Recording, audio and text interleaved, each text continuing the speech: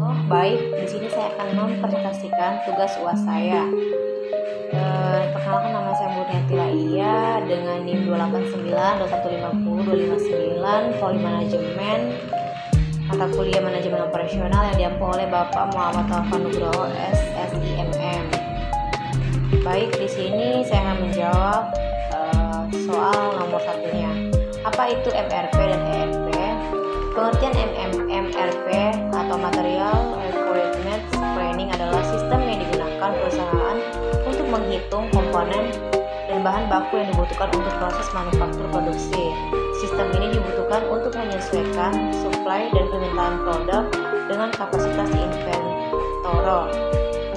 Enterprise Resource Planning atau ERP adalah sebuah perangkat lunak yang software yang digunakan untuk membantu mengatur aktivitas bisnis harian. Aktivitas yang dapat diatur menggunakan ERP mencakup namun tidak terbatas pada pembukuan, manajemen proyek, dan manajemen dan keputusan risiko. Pada dasarnya, ERP bisa diartikan sebagai komputerisasi operasional bisnis menggunakan software. Oleh karena itu, perangkat ini dapat diterapkan oleh perusahaan apapun dalam industri manapun, baik perusahaan besar maupun perusahaan kecil. Sistem MRP utamanya digunakan untuk mengatur alur keluar masuk bahan baku dari dan ke inventory. Sebagai bagian dari sistem manajemen rantai pasokan, MRP membantu perusahaan menjadwalkan produksi dan distribusi barang secara efisien, baik dalam hal waktu maupun biaya. Sementara itu, Enterprise Resource Planning atau ERP membantu perusahaan beroperasi dan berkembang secara umum.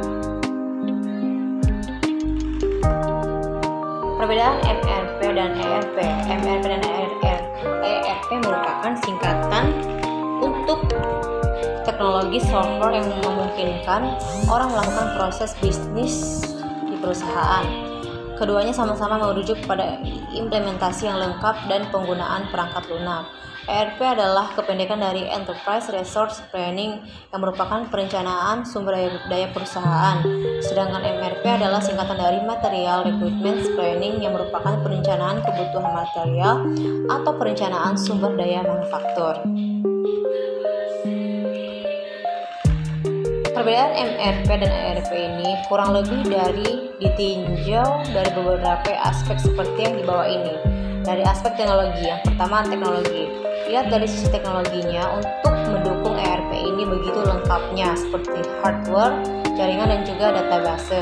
Ketiga hal tersebut merupakan komponen yang paling penting untuk memberikan dukungan di dalam sistem tersebut.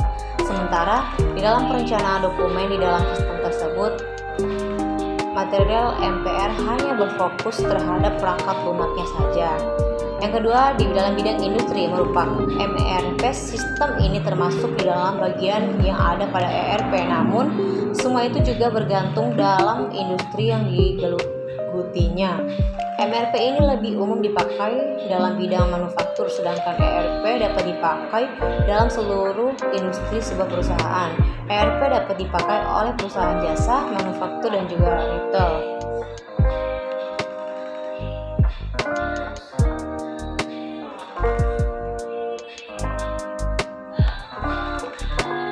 Berikutnya, proses bisnis. ERP bisa menjalankan hampir keseluruhan proses yang ada dalam proses sebuah bisnis yang ada di perusahaan. Material dimulai dari manufaktur, pembelian, distribusi, perencanaan, manajemen pesanan, keuangan, dan lain sebagainya. Jika kita banding dengan MRP, maka akan jauh berbeda dengan MRP ini hanya karena akan berfungsi sebagai alat untuk melakukan proses perencanaan untuk materialnya saja. Yang terakhir, ruang lingkup proyek. Dengan dukungan sistem yang begitu lengkap di dalam ERP ini, sehingga ruang lingkup untuk mengerjakan sebuah proyek maka akan menjadi jauh lebih luas lagi jika kita bandingkan dengan MRP. Mempunyai teknologi yang lengkap ini menjadikannya dapat menjalankan hampir keseluruhan proses dalam bisnis menjadi lebih efektif dan juga efisien. Kelebihan Material Requirement Planning atau MRP.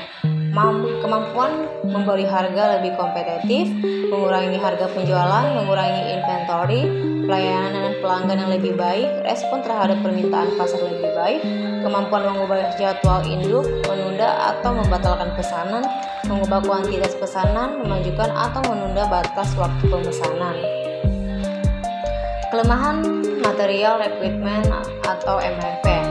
Yang pertama, penggunaan sistem MRP adalah integrasi data. Jika terdapat data salah pada data persediaan, bill material, data atau master schedule, kemudian juga akan menghasilkan data salah.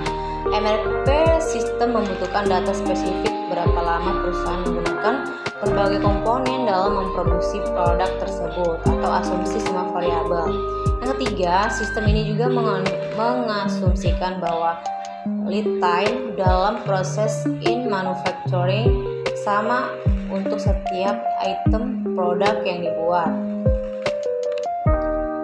Berikutnya, keuntungan ERP, mengurangi biaya operasional, bisnis dan data terintegrasi, meningkatkan kolaborasi, produktivitas meningkat, mengelola bisnis menjadi kondusif, dan membantu dalam mengambil keputusan. Sedangkan kekurangan ERP, yang pertama biaya awal besar, yang kedua karyawan sulit beradaptasi dengan software ERP, yang ketiga sistemnya yang begitu rumit. Di sini soal nomor 2 saya akan memberikan contoh yaitu perusahaan e-commerce. Layaknya perusahaan konvensional, perusahaan e-commerce pun perlu mengolah rantai pasokan untuk mengantarkan produk ke tangan konsumen akhir.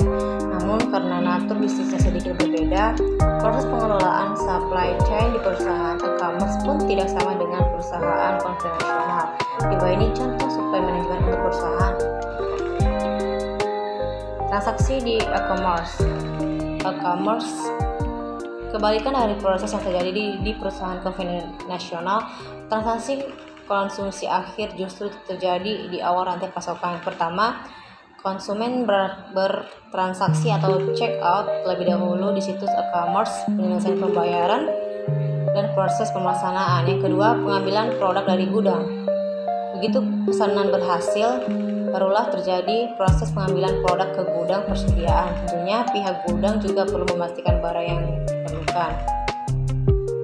Berikutnya, proses pengiriman. Kebanyakan proses pengiriman produk yang dipesan di e-commerce dilakukan oleh pihak ketiga, yaitu perusahaan logistik.